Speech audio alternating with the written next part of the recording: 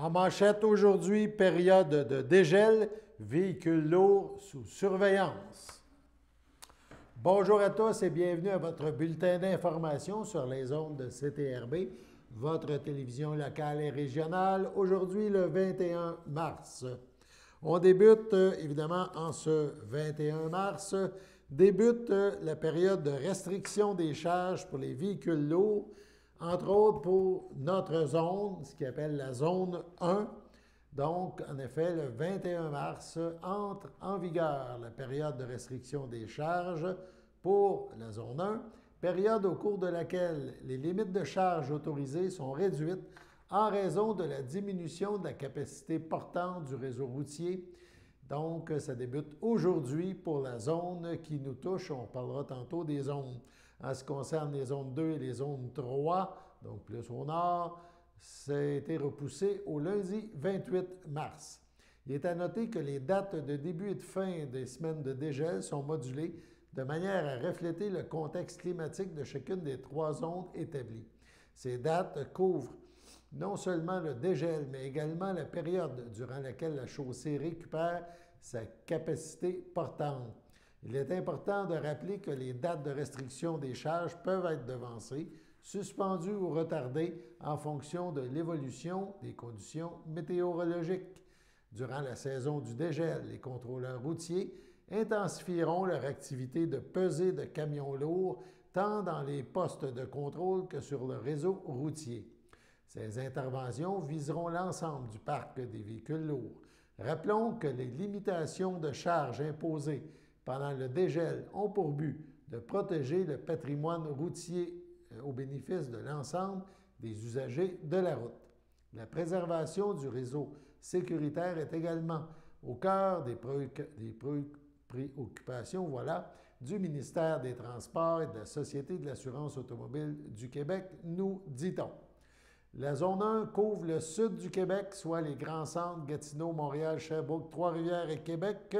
Ça s'étend jusqu'à Rivière-du-Loup, donc Berthierville, entre Montréal et Québec, fait partie de la zone 1.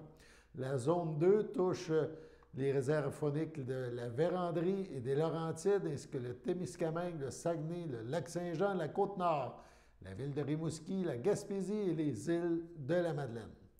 La zone 3 est vraiment située au nord de la zone 2. Elle inclut l'Abitibi, la région Chibougamau-Chappais ainsi que les réserves fauniques du nord du Québec. Le panneau routier en période de dégel installé à divers endroits sur les chemins publics du Québec uniquement durant la période de dégel indique l'obligation de respecter les charges en vigueur. Un petit retour sur le conseil de la MRC d'Autrey tenu la semaine dernière. La MRC d'Autrey joint sa voix aux différentes municipalités pour donner un appui à l'Ukraine en ces moments difficiles. On écoute un extrait de cette séance. Donc, correspondance, il n'y avait aucune correspondance, M. Tremblay? Ah, il y avait quelques éléments qui ont été listés. Là. Si vous avez des questions. Okay. Parfait. Ça prend-tu, ça prend pas, c'est juste les correspondances. Non. Point 12, donc service incendie, c'est le rapport 2021, schéma de couverture de risque. Donc, c'est un dépôt que l'ensemble des élus ont reçu. Oui, puis on doit le transmettre au ministère là, comme à chaque année. Parfait. Donc, ça me prend un proposeur, M. Gravel, appuyé par M. Turcot. Tout le monde est d'accord? Parfait. Donc, on va passer au point qui a été rajouté, puis je dirais qu'on va passer au point d'une tragédie, mais incroyable. Donc, je vais laisser la parole à M. Goyette. Oui, c'est la résolution de la FQM pour la solidarité envers le peuple ukrainien.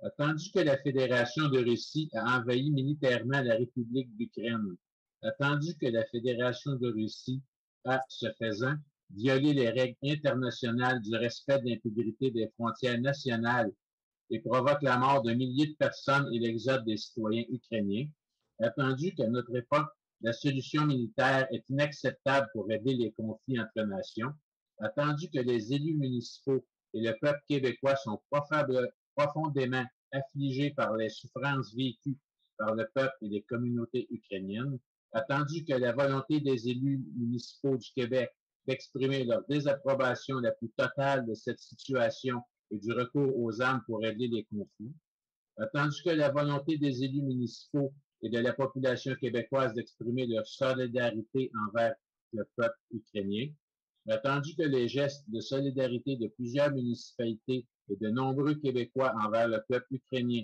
notamment à travers des dons à la Croix-Rouge canadienne, il est proposé par, appuyé par, que la municipalité de la MRC de Dautré condamne avec la plus grande fermeté l'invasion de l'Ukraine par la Russie, que la municipalité joigne sa voix au concert des nations pour rappeler la Russie à mettre fin à son agression et à retirer toutes ses forces de l'Ukraine et à régler ses différends par la voie de la diplomatie, que la municipalité régionale de comté de Dautré demande au gouvernement du Canada de prendre toutes les mesures nécessaires pour amener la Russie à abandonner son attitude belliqueuse, que la municipalité régionale du comté de Dautré invite ses citoyens à participer à l'effort de solidarité envers le peuple ukrainien, que la municipalité régionale du comté de Dautré déclare son intérêt à contribuer à cet effort collectif et humain et invite tous les groupes et intervenants à se mobiliser pour organiser l'accueil de ces personnes réfugiées sur notre territoire, attendu que copie de cette résolution soit envoyée au Premier ministre du Canada, M. Justin Trudeau, à la ministre des Affaires étrangères, Mme Mélanie Joly, au Premier ministre du Québec, M. François Legault, à l'ambassade de la République d'Ukraine, à l'ambassade de la Fédération de Russie, à la Fédération québécoise des municipalités et aux médias régionaux et nationaux. C'est tout. Merci, M. Goyette. Donc, ça me prend un proposeur. Je vais prendre M. Goyette, j'imagine. Oui. Parfait. Appuyé par Mme Desjardins. Tout le monde est d'accord? Oui. Parfait. Et comme vous avez proposé, M. Goyette, je pense que ce serait une super bonne idée de faire 1 minute de silence en appui, évidemment, au peuple ukrainien. Donc, on va faire une petite minute de silence. Merci beaucoup tout le monde. Vous savez, je pense que comme société, oui, il va y avoir des sacrifices. Oui, il y a un impact financier pour beaucoup d'entre nous puis des citoyens. L'impact financier, que ce soit le gaz et plusieurs choses, mais je pense que, mon Dieu, c'est tellement minime comme sacrifice comparativement à ce que ces gens-là peuvent vivre. C'est incroyable. Donc, je vais passer à la période de questions. Puis à la période de questions, Mme Falker, je pense que pour ce qui s'agit, puis je reviens au peuple ukrainien, je pense qu'il va y avoir des réunions pour l'ensemble de la MRC pour voir là, pour l'immigration, pour voir si on peut faire quelque chose. Certain que pour le moment, on n'a pas encore d'informations précises. Là, donc, quand on en aura, on pourra vous en donner. Une chose est certaine, c'est qu'on va être là pour répondre aux besoins auxquels les gens vont avoir droit. Là, ça, c'est hors de tout doute. Là. Parfait. La direction du Centre intégré de santé et des services sociaux de Lanaudière, le CI3S, désire informer la population qu'un nouvel horaire sera en vigueur à compter de ce lundi 21 mars pour les sites de vaccination de Joliette, de Repentigny et de Terrebonne, selon l'horaire suivant que la clientèle sera accueillie dans les sites fixes pour la vaccination contre la COVID-19. Les lundis, mardis et mercredis de 8h30 à 15h, les jeudis et vendredis de 12h30 à 19h30 et les samedis et dimanches de 9h30 à 16h30. On rappelle que ces cliniques sont admissibles pour la vaccination. C'est offert avec ou sans rendez-vous dans les différents sites. C'est accessible pour la population de 5 ans et plus. Nous invitons donc, le CI3S vous invite donc, les Lanaudois, Lanaudoises, à continuer à vous protéger et à protéger votre entourage en allant vous faire vacciner pour une première, une deuxième ou même une troisième fois. La direction du CI3S remercie les citoyens pour leur collaboration et les invite à suivre la page Facebook du CI3S de Lanaudière pour connaître les dernières nouvelles concernant la COVID-19. On parle maintenant de popote roulante. La popote roulante est un service indispensable qui a permis à plus de 30 000 aînés du Québec, des gens souvent en perte d'autonomie, de rester à domicile l'an dernier, en plus d'offrir un repas sain et équilibré par l'entremise, donc préparé par l'entremise de responsables de prise de commande et de livraison. Donc, les popotes roulantes assurent aussi une vigie. Nombre de personnes aînées souffrent de solitude. Le bénévole qui livre le repas est bien souvent la seule personne qu'elles verront durant cette journée. Sur le territoire, la popote roulante sous l'égide du CABA, le Centre d'action bénévole d'Autrey, donc œuvre depuis plusieurs années et son service, évidemment, retient l'attention. Demain, nous vous présenterons une entrevue réalisée avec Andréane, la responsable au CABA de la popote roulante. Le tout sera présenté dans le cadre de la Semaine des popotes roulantes du Québec. Depuis leur arrivée au Québec, voici plus de 50 ans, les popotes roulantes n'ont eu de cesse de soutenir les personnes les plus vulnérables de notre société. Et malgré les bouleversements socio-démographiques qu'a vécu la province, y compris les 2 dernières années de pandémie, les popotes roulantes se tiennent toujours debout. Ces organisations vivent néanmoins de nombreux défis. Au-delà du sous-financement chronique dont elles souffrent depuis toujours, les popotes roulantes doivent faire désormais face à une pénurie de main-d'œuvre autant bénévole que salariée. Plus de 50 des popotes roulantes du Québec déclarent être en recherche permanente de personnel. Également, le vieillissement de la population, conjugué à la situation pandémique, ont provoqué une hausse de la demande de 30 sur la dernière année, ce qui place les popotes en situation de surchauffe. Faute de moyens supplémentaires et de personnel, la seule solution qui reste est de travailler plus vite. Les 300 popotes roulantes du Québec et leurs 10 000 bénévoles et le millier d'employés qui les soutiennent ont livré 3 600 000 repas l'an dernier. Sœur Angèle est la nouvelle porte-parole du regroupement, un regroupement qui se dit honoré d'avoir été choisi par Sœur Angèle. Elle n'est plus à présenter, tous les Québécois la connaissent, elle a voué sa vie aux plus démunis tout en se consacrant à sa passion, la cuisine. Auteure, conférencière, chef cuisinière, animatrice télé, Sœur Angèle déborde d'énergie positive, d'enthousiasme et de générosité. On l'est dans l'intervention, évidemment, du regroupement. Sœur Angèle mentionne « Les popotes roulantes permettent à de nombreuses personnes aînées de rester à la maison. Ce sont des organismes très importants. Ces personnes ne sont plus capables de se faire à manger et ça prend des gens d'une grande générosité pour les aider. On ne réalise pas la grande pauvreté qui existe au Québec. Il est nécessaire de soutenir les popotes roulantes et je remercie du fond du cœur les bénévoles qui ont l'audace de ne pas rester chez eux et qui aident les popotes à accomplir leur mission. Le bénévolat, ça nous garde jeunes de dire « Sœur Angèle ». Donc, organisme à but non lucratif, les popotes roulantes, ça regroupe 128 membres au Québec à travers la mission, une gamme d'activités. On suscite la participation de centaines de bénévoles et d'organismes pour offrir des services alimentaires destinés aux personnes en perte d'autonomie.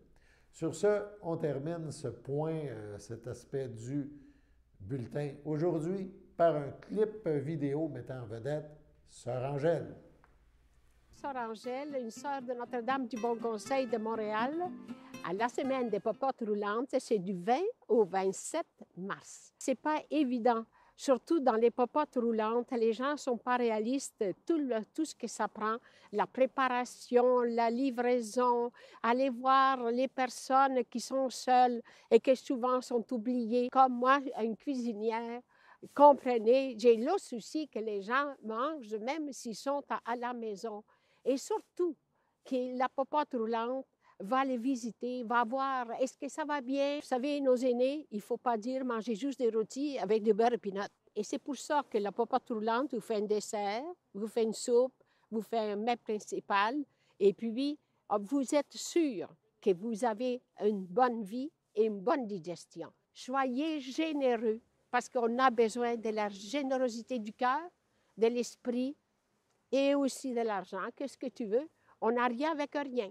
Depuis 1954, la popote roulante, elle est en action. C'est important de s'impliquer. Voyez-vous, moi, je travaille tout le temps, puis j'ai plus 20 ans, là.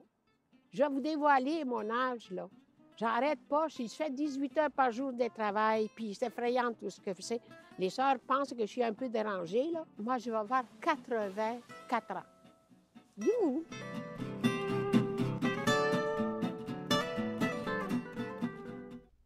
Encourageons nos popotes roulantes. Sur ce, allons à la pause. Le samedi matin, dès 9h30, nos téléspectateurs sont invités au Super Bingo télévisé diffusé de nos studios de Berthierville. Depuis maintenant une vingtaine d'années, plusieurs adeptes de la télévision régionale se sont partagés un montant de 600 $ disponible chaque semaine lors de cette joute de bingo télévisé. Un animateur et 3 bénévoles se succèdent à la caméra dans le but de vous faire passer une petite heure agréable et payante le samedi matin. On peut se procurer les cartes de jeu chez les dépositaires autorisés participants, c'est-à-dire à Berthierville, le dépanneur Formule 1 rue Gilles Villeneuve, le marché IGA Extra sur la rue Gabrielle Brissette, le marché Métro rue Notre-Dame, la pharmacie Proxime rue Frontenac, le garage Pétroté sur la rue Gilles Villeneuve et à Saint-Ignace-de-Loyola, le marché Aldo rang Saint-Michel, le dépanneur Le Magasin Esso sur le chemin de la Traverse. C'est un rendez-vous tous les samedis matins à 9h30 sur les ondes de CTRB, votre télévision régionale et communautaire.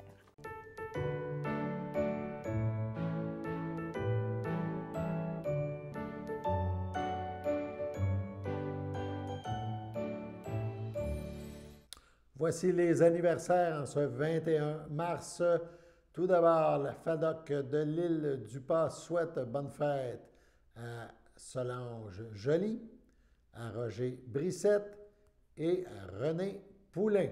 C'est votre anniversaire aujourd'hui, 21 mars. Toute l'équipe de CTRB se joint à moi et vous souhaite bonne fête. En marge du prochain budget provincial qui va être présenté demain, nous poursuivons avec 2 nouvelles qui touchent ce budget-là. La première, on parle de ADA, le regroupement d'aide pour l'aide à domicile. Donc, année après année, la majorité du budget en soutien à domicile est consacrée aux seuls aînés qui vivent en résidence privée pour aînés, les RPA. Le budget 2022-2023 doit être l'occasion, selon ADA, de rétablir l'équilibre pour les 90 % des aînés qui vivent à la maison. Dans le cadre de la démarche C'est moi pour la vie, initiée en 2020, les regroupements d'aide à domicile demandent un virage majeur vers le soutien à domicile à travers 3 priorités. Rendre les services accessibles à tous, renforcer l'offre de soins et améliorer les conditions de travail des proposés d'aide à domicile. ADA mentionne « Cessons d'en parler et agissons ». Environ 5 % des aînés vivent en hébergement institutionnel. On parle de CHSLD, par exemple, de ressources de RI ou encore de RTF ou autres organismes du genre. Donc, ces gens bénéficient de budgets dédiés. Les budgets en soutien à domicile concernent les aînés qui résident dans leur maison, on parle de 90 % d'entre eux, et les aînés qui vivent en RPA, 5 %. Mais ces derniers 5 % consomment à eux seuls près de 60 % des aides financières annoncées lors du précédent budget. En comparaison, pour 90 % des aînés qui résident dans leur logement, les services ne cessent de se réduire. La proportion des personnes de plus de 75 ans recevant des services à domicile est passée de 34 % en 2013 à 26,7 % en 2020, un recul. Les aînés à domicile sont les grands invisibles de notre société. On se ferme les yeux sur leur existence. Majoritairement des femmes vivant seules et disposant de faibles revenus, il faut les replacer immédiatement au cœur des politiques publiques et leur permettre de vivre chez elles dans la dignité, de faire savoir le ADA, donc le regroupement pour l'aide à domicile d'Autrey. Des services accessibles dès maintenant, c'est ce qu'on souhaite. Les services existent, les entreprises existent, mais les aînés n'ont pas les moyens de se payer. Les regroupements d'aide à domicile proposent d'augmenter de 4,80 $ l'aide financière pour chaque heure de soutien à domicile destinée aux aînés dont les revenus sont les plus faibles. Cette simple mesure de renforcement de la capacité de payer des aînés serait une véritable révolution par rapport à la situation actuelle, a mentionné J. Benoît Caron du regroupement. Rappelons qu'aujourd'hui, en moyenne, un usager à faible revenu qui bénéficie d'un maximum de l'aide financière disponible n'a accès qu'à 1 heure et 6 minutes de service par semaine. C'est évidemment trop peu en situation de perte d'autonomie et ça ne permet pas d'adapter les services aux véritables besoins des personnes vieillissantes.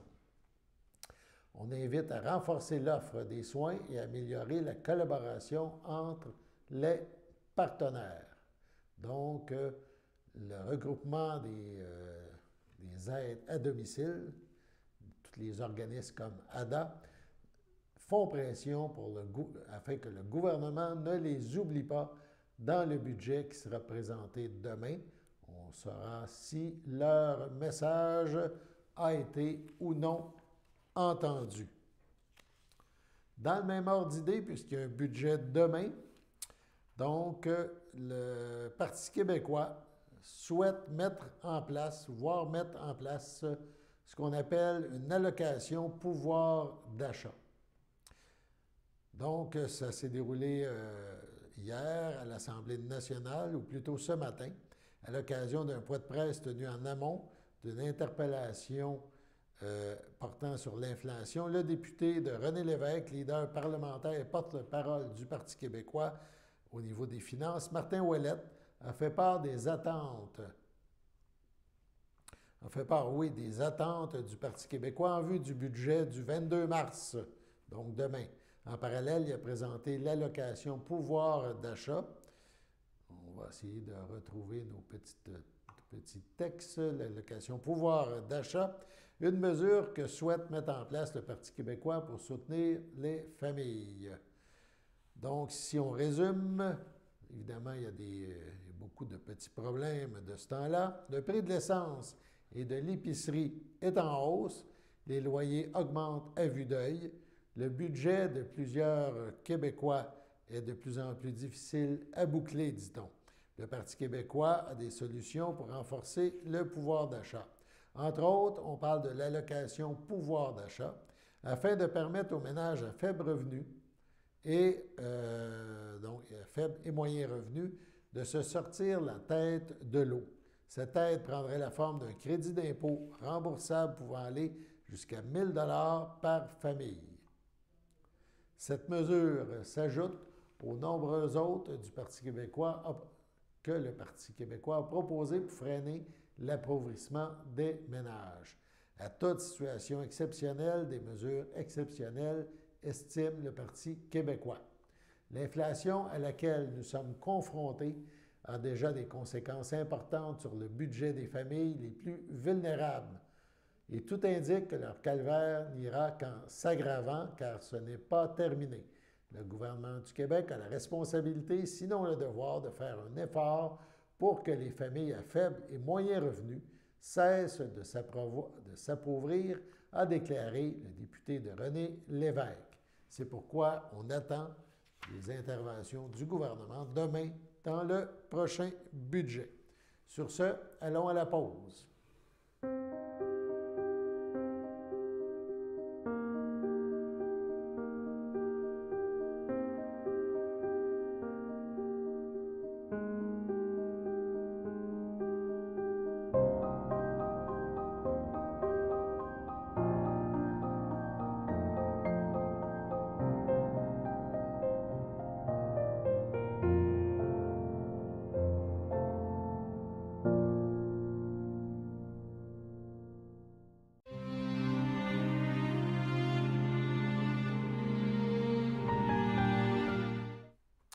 À son domicile, entouré des siens le 16 mars, à 76 ans, est décédé M. Gérald Destrempes, époux de Janine Brissette de Berthierville. M. Destrempes laisse dans le deuil, outre son épouse, ses enfants, Karine Destrempes, Jacques Boisvert et Danick Destrempes.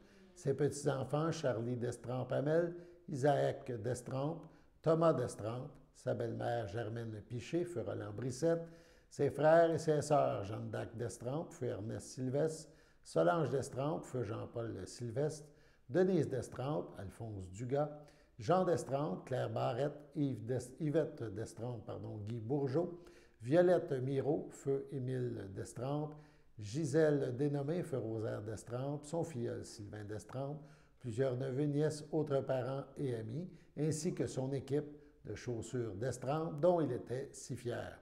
Selon ses volontés, les rituels commémoratifs auront lieu en toute intimité. Merci de respecter les volontés du défunt. Au CHDL de Saint-Charles-Borromée, le 17 mars à 97 ans, est décédé M. Placide Guertin, époux de feu Marie Dupuis, demeurant à Berthierville, autrefois de la Visitation de l'île du Pas. Il laisse dans le deuil ses enfants, Michel Guertin, Pierrette Dubois, Bibiane Guertin, Gilles Grimard, Anne-Marie Guertin, Robin Landry, ses petits-enfants Nancy et Danny Guertin, Éric, Martin, Luc et Sonia Grimard, Steve et Christine Landry, ses arrière-petits-enfants Jason Mélodie, Jacob, Gabriel, Lily-Rose, Alexis, Rosalie, Logan, Romy et William. Sa sœur Georgette Guertin, feu Jean-Claude Valois, ainsi que plusieurs neveux, nièces, autres parents et amis. La cérémonie aura lieu en toute intimité. Le 3 avril, sur invitation seulement, M. Guertin sera inhumé au cimetière de l'île du Pas à une date ultérieure. Sur ce, passons à la météo.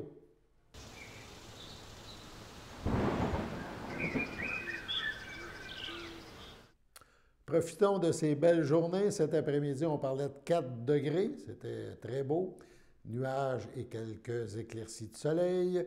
Lundi soir, ciel variable. On prévoit 0. Évidemment, nuages et ciel étoilé. Ça sera en alternance. Cette nuit, passage nuageux, -5. Demain matin, le retour du soleil avec quelques nuages, -5. Durant la journée, le mercure repassera à la barre du 0. On prévoit 1 degré en après-midi. Voilà, c'était votre bulletin d'information en ce 21 mars. Alain Bellumeur au pupitre qui vous invite à être des nôtres demain pour la prochaine édition du bulletin sur les ondes de CTRB, votre télé régionale.